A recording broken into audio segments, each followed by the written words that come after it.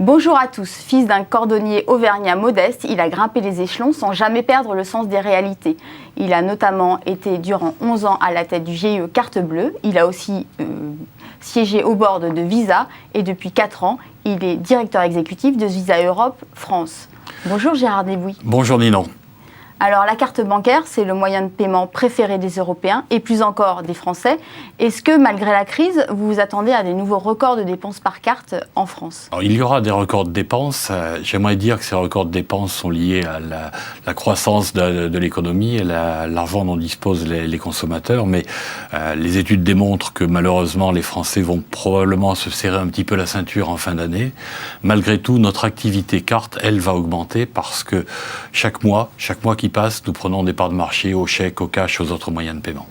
Alors vous vous attendez à quel montant à peu près ? Écoutez, on peut parler plus en progression qu'en montant, parce que le montant en lui-même est peu significatif. On s'entend une progression dans le paiement de proximité de l'ordre de 6 à 8%, et dans le paiement sur Internet, qui est un des canaux de distribution qui se développe le plus, de l'ordre de 15%. Alors, l'autre grande actualité de l'année 2014, ça a été le lancement à grande échelle de la carte sans contact. Où est-ce qu'on en est et est-ce que ce nouveau moyen de paiement est vraiment entré dans les mœurs ? Alors, ce moyen de paiement est en train de s'installer. Il y a aujourd'hui une carte Visa sur 2, c'est-à-dire près de 20 millions de cartes sur nos 40 millions de cartes en France, qui est déjà équipée en sans contact. Chaque mois, les banques remplacent 500 000 cartes nouvelles par des cartes sans contact. Donc, dans 18 mois, l'essentiel du parc sera sans contact. Et l'activité démarre. Pour que le système fonctionne, il fallait des commerçants. Il y a aujourd'hui 360 000 points de vente qui sont équipés de systèmes activés qui permettent de payer sans contact. On traite 5 millions de transactions sans contact actuellement chaque mois, avec une progression qui est tout à fait considérable. Ce sont des paiements de 10 €, et on voit que le sans contact s'installe en France, mais on voit aussi qu'il s'installe partout ailleurs en Europe. En Angleterre, par exemple, les accords entre Visa et les transports en commun anglais ont permis de payer son métro, son bus, avec sa carte sans contact directement. Des pays comme la Pologne ont aussi un développement tout à fait considérable. Donc c'est un phénomène de société qui peu à peu va prendre place. Il y a à ce jour 4,5 millions de Français qui ont fait au moins un paiement sans contact. Et pour tout vous dire, quand on l'a essayé, mais on a envie de continuer et parfois on regrette même que le montant soit limité à 20 €.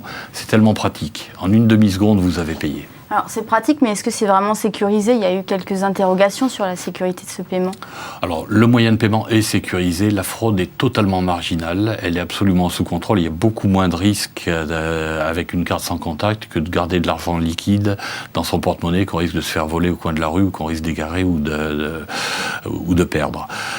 Il y a bien sûr des laboratoires qui travaillent, qui essayent de démonter le système, et on trouve toujours des cas de figure où le système doit renforcer sa sécurité. Mais on le fait. La lutte contre la fraude, c'est une lutte permanente entre des réseaux de plus en plus de type mafieux, organisés, qui possèdent des bons niveaux de technologie, et nous. Mais on a un temps d'avance, et en tout cas, le paiement sans contact aujourd'hui, c'est un paiement vraiment sécurisé. Alors la sécurité, c'est aussi un gros sujet sur les paiements à distance. Vous disiez tout à l'heure qu'ils augmentaient. Vous allez peut-être nous dire à quelle vitesse. Mais le problème des paiements à distance, c'est que le numéro de la carte se promène plus facilement. Il est fraudé 20 fois plus que dans les paiements physiques. Alors, il y avait une solution, c'était 3D Secure, qui avait l'air assez solide. Et puis ces derniers temps, on parle de beaucoup de bugs. Alors, est-ce que vous pouvez nous dire ce qui se passe ? Alors, il y a deux types de solutions pour résoudre ce problème-là. La première solution, c'est de sécuriser le numéro de carte. Et vous avez raison, 3D Secure est la solution. Il y a un chiffre à retenir, c'est que quand un commerçant bascule 5% de ses transactions les plus risquées ou identifiées comme les plus risquées sur 3D Secure, il diminue de 80% son risque de fraude. C'est vrai qu'il y a eu quelques petits problèmes techniques le mois dernier, qui étaient des problèmes informatiques, absolument pas liés à la solution, qui ont depuis été résolus, qui étaient des problèmes de capacité, parce que 3D Secure a été un peu victime de son succès, et il y a une croissance de plus en plus forte de son utilisation. C'est aujourd'hui derrière nous, et aujourd'hui tous les systèmes fonctionnent et fonctionnent parfaitement.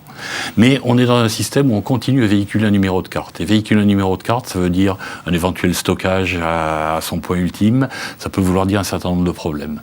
Donc on va aller vers un monde différent, qui est le monde de ce qu'on appelle dans le jargon anglo-saxon la tokenisation, qu'on pourrait appeler un jeton, où on va transférer un identifiant aléatoire non rejouable de façon à sécuriser l'ensemble de la chaîne en ne transmettant plus le numéro de carte. Et pour ça, on va s'appuyer sur des portefeuilles électroniques. Et j'ai le plaisir de vous dire qu'en janvier, Visa mettra avec BPCE sur le marché une solution entièrement nouvelle qui s'appelle Vidotme, qui est un portefeuille dans lequel vous pourrez non seulement mettre la carte de votre banque, mais mettre les cartes des réseaux concurrents, que ce soit les concurrents classiques ou d'autres à terme, et payer sans transmettre aux commerçants votre numéro de carte.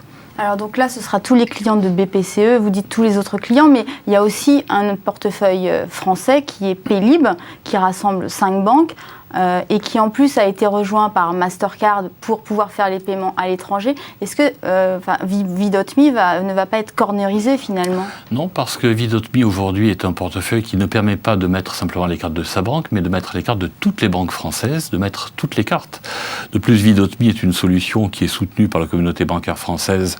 Les banquiers acquéreurs, ceux qui recrutent les commerçants pour mettre le logo Vidotme et permettre le paiement, sont les banquiers des systèmes qui, à l'émission, sont concurrents, tels que vous les citiez.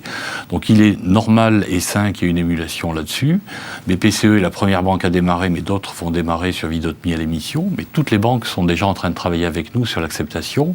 Et notre objectif est simple, c'est avant fin 2015, couvrir au moins 25% du commerce électronique en France en acquisition. Alors moi je comprends pas très bien en même temps il y a le Apple Pay qui arrive et puis c'est vraiment le sujet, c'est vraiment le paiement dans le monde physique avec le mobile. Est-ce que vous pensez que ça va décoller grâce à Apple Pay et quand est-ce qu'on pourra avoir ce moyen de paiement en France? Écoutez, Apple Pay, je ne ferai pas d'annonce à la place d'Apple, vous l'imaginez bien, mais c'est en termes marketing une force extraordinaire qui est en train de changer la face du marché. Donc des solutions sont en cours de développement, aussi bien dans ce monde Apple que chez ses concurrents. Et nous travaillons par exemple sur des solutions dans le monde Android, qu'on appelle dans notre jargon de type HCE, qui permettront de faire du paiement par mobile dans un contexte fluide et sécurisé. La question du paiement par mobile, c'est une question pour demain. Pas vraiment pour aujourd'hui. Aujourd'hui, on est dans des démarrages technologiques, dans des pilotes, mais demain va venir très vite. On parle de fin 2015, on parle de 2016, et notre objectif, c'est d'offrir au consommateur un parcours client avec son téléphone mobile qui lui permette facilement de payer dans un contexte où il se sentira complètement sécurisé. Apple sera un acteur, mais les autres solutions existent. On a fait le lancement il y a quelques jours avec Orange d'une solution qui s'appelle Orange Cash, qui va se déployer un peu partout en France.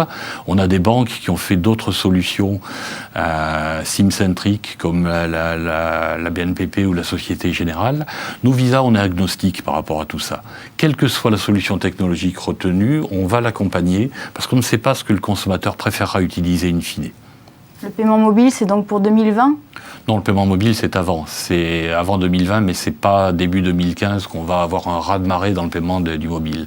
Mais à compter de la fin de l'année 2015, de 2016, on va voir grimper, et assez vite, probablement, compte tenu du poids et de la force marketing des intervenants, les paiements par mobile. C'est du paiement qui viendra en complément de ce qu'on est capable de faire sur Internet, sur une tablette, sur son PC à partir de chez soi. Merci à vous.